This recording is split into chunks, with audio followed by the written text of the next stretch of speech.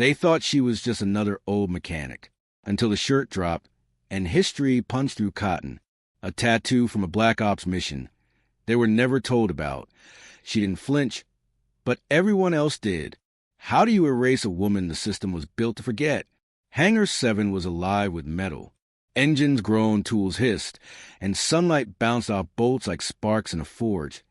And no one noticed the woman who walked in, because she didn't demand attention. She absorbed it and returned none. Her name was Thalia Ror. Coveralls faded, boots worn, clipboard in hand. No insignia, no attitude, just presence. She walked like she had touched aircraft that bled. But all they saw was gray hair and silence. "Yo, ma'am," Lance Corporal Jennings called from across the floor. Didn't stand, didn't salute, didn't care. "You here for avionics or something?" Thalia nodded once. Structural inspection, Black Hawk rotation mounts. Jennings raised a brow, then rolled his eyes. "Clearance papers?" She handed them over. Neat, official, stamped with federal ink, and earned in places no map claimed. He glanced, didn't read. The scene wasn't about protocol. It was about performance. 3 others drifted closer. Private Wells, grinning like a boy with a secret. Airman Gwynn, phone already angled low. Rodriguez, quiet, unsure. "She's at Grandma Energy," Wells whispered. Jennings puffed his chest. "We've got new EM security rules," he said loudly. "Gotta check for hidden devices." The duty sergeant looked up. His face twitched. That wasn't protocol. And he knew it, but he didn't move. The scene wasn't as yet. Thalia stood still. "You're requesting a compliance check," she said. Flat voice. No resistance. No fear. Just fact. Jennings smirked. Standard for contractors. "You get it." Everyone else stayed silent. She looked at them, measured the silence, and then she set her clipboard down, unzipped her coveralls. The cotton shirt beneath was dull gray, washed 100 times. No wires, no armor, just the skin of a woman who'd been underestimated all her life. She pulled the sleeves to her waist, tied the arms, stood straight. "Turn around," Jennings said. She did, and the hangar stopped breathing. It started as inked out a black triangle, sharp and perfect. Beneath it, coordinates. Classified numbers from a mission no one discussed. And lower still, a hawk, wings wide, claws ready. Tattooed not for pride, but for survival. Gwynn leaned closer, recording. Wells chuckled. "Got that in the guard?" Jennings tilted his head, confused. But Rodriguez froze, because he'd seen it once before. In a photo his grandfather burned after Vietnam. A mark left only on Black Ops ghosts. Operators who went in with no backup, and came back alone. Then the air shifted. Boots hit concrete. Colonel Darnell entered. He saw the tattoo, and dropped his folder. The slap echoed. He didn't speak, didn't blink. Just stared like someone had returned from the dead. Gwynn kept filming. Jennings was still grinning, until the colonel whispered, "That unit doesn't exist anymore. And everything, every joke, every breath broke." Colonel Darnell didn't need to ask questions. He saw the tattoo, the triangle, the numbers, the wings, and he stopped walking. The folder in his hand slipped and slapped against concrete. A breath caught in his throat, and the entire hangar leaned into silence. Jennings opened his mouth, still unaware. "Sir, I was just conducting a stand down, Corporal." The voice wasn't loud, but it hit like a steel wall. Tools went quiet. Conversations died. Even the air seemed to freeze mid-sway. Gwynn instinctively lowered his phone. Wells blinked, confused. Rodriguez stood very still, eyes locked on Thalia's back. Colonel Darnell approached slowly, deliberately. All eyes followed him, but he only looked at her. "Ma'am," he said, steady as stone. "You can get dressed." Thalia turned, calm as ever, no drama. No panic, just precision. She pulled the sleeves up her arms, zipped the coveralls, tied the waist. It was the same way she'd undressed, like following a checklist, not a humiliation. Gwen's phone was still recording, trembling slightly in his hands. Darnell turned to him. You will delete that footage. Immediately. Sir, I didn't realize I said delete it. Now. Or face military trial for recording a classified operative. Gwyn fumbled. His fingers tapped fast. The screen flash gone. He shoved the phone into his pocket, like it was burning through his leg. The colonel stepped closer to Thalia, voice dropping to a hush. Task Force Viper was decommissioned in 2012. She nodded. Officially, there are no records of your service. There were never meant to be. He looked at her then, really looked. She wasn't standing. She was anchored. No fear, no tremble, just the readiness of someone who'd already survived worse. You came back alone. She nodded once, and I stayed silent. A beat passed. Then she added softly, Your Raptor in Bay 3, its front axles mismatched. Darnell blinked. That aircraft was classified Tier 1. Only a few had access. She had just walked through its secrets. Behind them, the hangar was full of still bodies. Mechanics frozen in guilt and curiosity. Darnell didn't turn to them. He just said, Everyone out, now. Rodriguez obeyed instantly. Wells followed with his head down. Gwyn was pale as sand. Jennings didn't speak. He just disappeared. Only Harper lingered. Sir, I thought it was regulation. You'll report to my office at 1,400 hours. Darnell said coldly. Bring your supervisor. That will be all. Harper's jaw clenched. He nodded and left, career trembling behind him. Now only Thalia, Darnell, and 2 silent officers remained. The colonel pulled out a satellite phone, dialed a number with no name attached. This is Darnell. Falcon Ridge. I need a full credential verification on Thalia Ror. Priority Alpha. He listened, his jaw tense further. I see. Confirmed. If her cover's compromised. A pause. She knows what to do. When he hung up, Thalia was already back at work. Clipboard balanced. Boots steady. Eyes scanning the structure of a Black Hawk. You still want to work? He asked quietly. The aircraft won't inspect themselves, she said. That was all he needed to know. For the next 2 hours, she moved like silence in motion. Where others ran diagnostics, she ran fingers over steel. Where computers guessed, she confirmed. She didn't check parts. She read them. Blade tracks. Cooling flow. Tension lines. Stress and bolts. Everything spoke to her because she had once flown with failure chasing her shadow. Master Sergeant Cole stepped into the hangar. He didn't interrupt. He just watched. Thalia tapped the base of a hydraulic pump. Running hot, she said. He checked the digital readout. Confirmed. Red zone approaching. How'd you know? She didn't answer right away. Then, feel the vibration. Listen to the pump casing. He did, and understood. She had learned this in places no one dare remember. She wasn't a contractor. She was a weapon. Still sharp. Still watching. The sun had set behind the hangars, but heat still hung in the metal. Inside Base 7, everything looked the same. Tools arranged, rotors at rest. But no one moved the same way. Not after what they saw. Not after her. Rodriguez stood by the inspection logs. His hand hovered over Thalia's report. The kind of checklist that saved lives without headlines. That he read it again, slowly, and understood what experience feels like when it wears no rank. Across the base, Colonel Darnell stared at a locked cabinet. He opened it, pulled out a folder no one else dared touch. Mission V03147. Afghanistan. Status. Obscured. No names. Just one phrase. Operatives unaccounted. Assumed loss. But there were 3 tattoos recorded in intelligence memory. Only one looked like hers, and she was standing in his hangar, alive.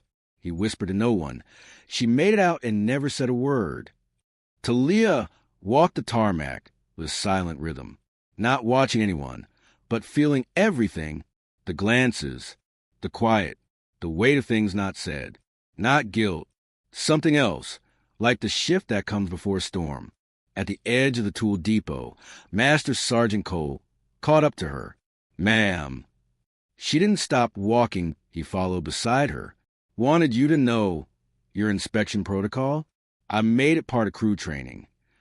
She glanced sideways, without your name attached, like you asked. She nodded once. Good. Let the lesson survive longer than the memory. He paused. There's more than one way to lead, isn't there? Thalia's voice was quiet. Only one that lasts. In the barracks, Jennings sat still, uniform folded to perfectly, boots untouched, his mouth dry as pride cracked. Gwen entered, dropped onto the bunk beside him. I asked around, he said. The bird tattoo? It's not design. It's a scar with wings. Only given to those who walked out when no one came back for them. Jennings didn't respond. Gwen leaned forward. You mock someone who probably saved more soldiers than we'll ever know. After a long silence, Jennings said, she didn't even flinch. That's what scares me the most. Back in his quarters, Rodriguez opened a rusted box from his grandfather. Inside, ribbons, notes, and a photo nearly erased by time point. 3 people stood in the jungle, faces blurred but one shape clear. A triangle, same size, same place, same code. He ran his finger over it. Now he knew why his grandfather always said, the quiet ones? They're the ones who came back with something heavy. And for the first time, Rodriguez understood what that weight looked like in real life. That night, Thalia stood alone near the flight line, the hum of generators distant, the desert wind rising gently. Her collar lifted just slightly. A glimpse of black ink flashed beneath the fabric. Not a threat, not a boast, just the truth, etched in skin because history refused to write it. She wasn't waiting for thanks. She wasn't here for redemption. She just wanted the machines to fly right, because somewhere, some kid would board that aircraft tomorrow, never knowing who made sure he'd land again. The desert hadn't cooled yet. Even before sunrise, Hangar 7 buzzed with orders and movement. But Thalia moved differently. Not rushed, not loud, just alert, like someone listening to what metal doesn't say out loud. Her fingers traced the spine of Bay 3's Raptor. The hum was off, slight, like a nervous heartbeat under smooth skin. She closed her eyes, pressed her palm flat against the tail. The vibration wasn't dangerous yet, but it was waiting. She returned to her clipboard. Red circle. Tail torque pulsing consistent at flight speed. She grabbed the Do Not Deploy stamp, held it just above the page. But the sound of jet thrust snapped her eyes upward. Bay 3 was gone. Down the airstrip, the modified bird had already lifted. Flashing green. Cleared for Overwatch test. Unauthorized. Rodriguez saw it too. From a distance. He froze. Then ran. Back in ops. Captain Mears leaned over the console, arms folded. Head high. All systems reading clean, he told the flight tech. We're green. No one asked if the lead mechanic had signed off. In the control room. Colonel Darnell was reviewing reports. Then Thalia entered. Boots heavy, silence heavier.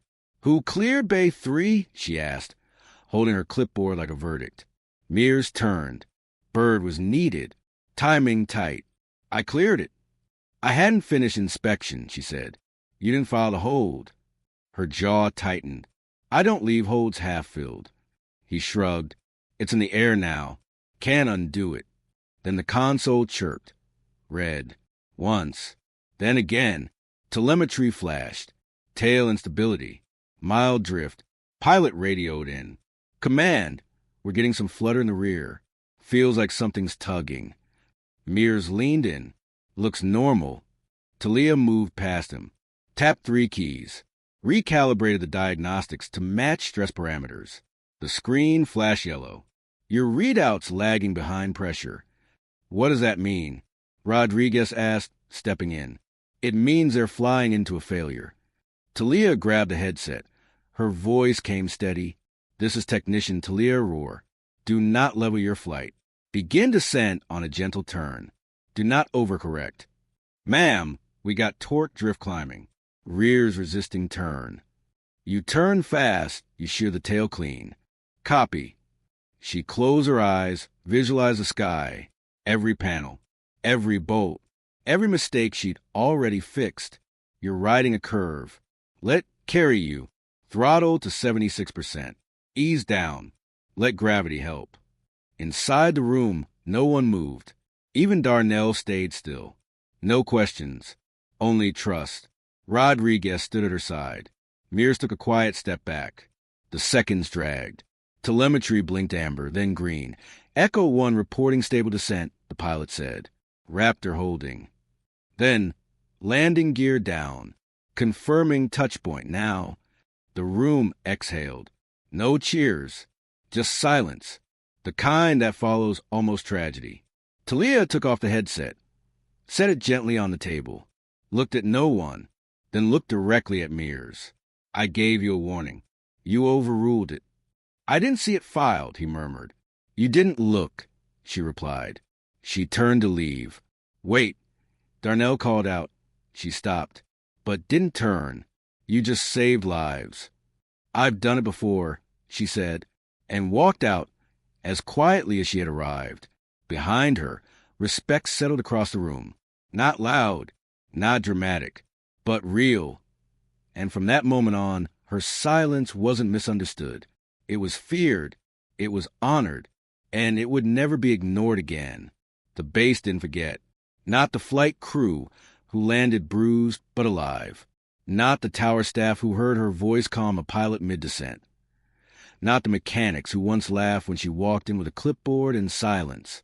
By noon, the story had already changed. It wasn't the old woman. It was the one who saved Echo 1. In the mess hall, conversation stopped when she entered, not because she looked different, but because they did. Rodriguez stood from his table. So did Nguyen. So did Cole, and no speeches. No salutes. Just men standing as a form of respect. She nodded once. Saturday. Ate alone, but she wasn't invisible anymore. Colonel Darnell, reread her personnel file. Still blank in all the places that mattered. No mission history. No formal medals. Just a single red stamped note across the bottom. Cleared for black tier operations. Do not inquire. He closed the file, then called his adjutant. Make sure everyone under my command knows one thing, he said. Miss Ror is not to be questioned, only assisted. Outside the hangars, Jennings stood at parade rest in front of Master Sergeant Cole. Formal, silent. Cole didn't yell. Didn't need to. 6 weeks extra duty, he said. Every morning shift. Every line item in that checklist. You'll follow it like scripture. Yes, Sergeant. And if you ever treat another technician the way you treated her, I won't. Jennings interrupted, voice low, shaken. Cole paused, then handed him a new copy of Thalia's inspection notes. She taught you more than the Academy ever will. Learn it. Live it. Jennings took the papers like they were weightier than orders. Gwen found Thalia near the fuel station. She was checking pressure valves. Same as always. He didn't speak right away. Just stood there. She glanced over. Something on your mind? She asked. He nodded. I deleted the footage. For real? I know, she said. Gwen hesitated. You scared me that day. I wasn't trying to. I know. That's what scared me. She looked at him, not unkindly, just long enough for him to feel small, and then seen. Back at Hangar 7, Thalia returned to the Raptor. It had been grounded for inspection. Tail actuator already replaced. This time by protocol. Rodriguez walked beside her. She flies clean now, he said. Thalia nodded, ran her hand across the repaired frame. Machines break quietly before they break loud, she murmured. People, too. Rodriguez swallowed hard. My grandfather was in Intel, Vietnam. He told me once, the best operators are the ones you never hear until it's over. Thalia didn't answer, but her silence agreed. That evening, Colonel Darnell requested her presence. She arrived on time. No uniform, just the same boots, the same walk. He gestured toward the seat across from his desk. Miss Ror, he began, you saved my crew, possibly my command. She didn't nod. I'd like to recommend a formal commendation. She shook her head gently. No need. I didn't come here for medals. He leaned forward. Then what did you come here for? Her voice was calm. To make sure young men don't die because they think old women don't matter. Darnell leaned back. Sat in that for a long time. When she left his office, the hallway was empty, but word was already moving. Not loud, not fast, but steady like her steps. And in every corner of that base, something had shifted. Not because she proved them wrong, but because she never tried to. 3 weeks later, a new contract arrived. Young, confident, civilian tag still shiny. He stepped into Hangar 7 with too much energy and not enough caution. Before he could ask who was in charge, Rodriguez stopped him. Respect everyone, he said quietly, especially the ones who say the least. The new guy blinked. Rodriguez just nodded toward the inspection board. Thalia's note still pinned in place, now laminated, signed in red. Inside the training room, Master Sergeant Cole adjusted the projector. All right, he began. Before we start diagnostics, you'll review this checklist. It came from a tech who found 4 faults our computers missed. He clicked forward. Don't ask her name. Just remember the work. No one asked questions. They just wrote it down. In the mess hall, Jennings sat alone with a binder open. Every note, every line from Thalia's findings highlighted. He traced one diagram again and again, a hydraulic mount under torque. The one that almost failed. The one she caught by touch. Wells slid into the seat across from him. Still studying? Jennings didn't look up. She didn't yell, he said. She didn't demand respect. She just saved lives. Wells was quiet for a long time. Maybe we were the ones who needed training, not the aircraft. Outside the depot, Thalia tightened the last bolt on an access panel. The sun was low, her shift almost over. She wiped her hands with a gray rag, folded it, pocketed it. The wind picked up desert dry. Her collar lifted just slightly. The triangle showed again. Not for long, just enough for the gate guard to glance. And nod, ma'am. She nodded back, walked through. Colonel Darnell stood at his window, watching her figure grow smaller across the tarmac. His aide stepped in behind him. Sir, base morale's up. Compliance has improved across units. Good, he said. Should we draft a formal recommendation for the technician? He shook his head. She wouldn't want that. The aide hesitated. But she saved the crew. Darnell didn't turn. She saved more than that. Rodriguez kept a photo now, not of her, but the inspection sheet. Creased, handwritten, quiet. He kept it pinned inside his locker door, so that every morning before pulling his tools, he remembered the ones who get ignored are often the ones holding everything together. On her last day of contract rotation, no one threw a party, no ceremony, no applause, but the hangar was clean, everyone on time, every tool where it belonged. She didn't say goodbye. She packed up slowly, zipped her bag, adjusted her boots. Cole met her at the doors. Thank you, ma'am. She looked him in the eye, and for the first time smiled. She walked into the dust and noise of a new assignment. Another base, another crew. She'd disappear again, like always. But the mark on her spine would stay. So would the silence. So would the lessons. Because sometimes the ones with no medals are the ones who wore the war longest. The ones with no rank command respect by the way they walk into broken rooms and leave them whole. And the ones who get stripped down in front of everyone are the ones history can't keep hidden forever. Real power doesn't shout. It leaves echoes no one forgets.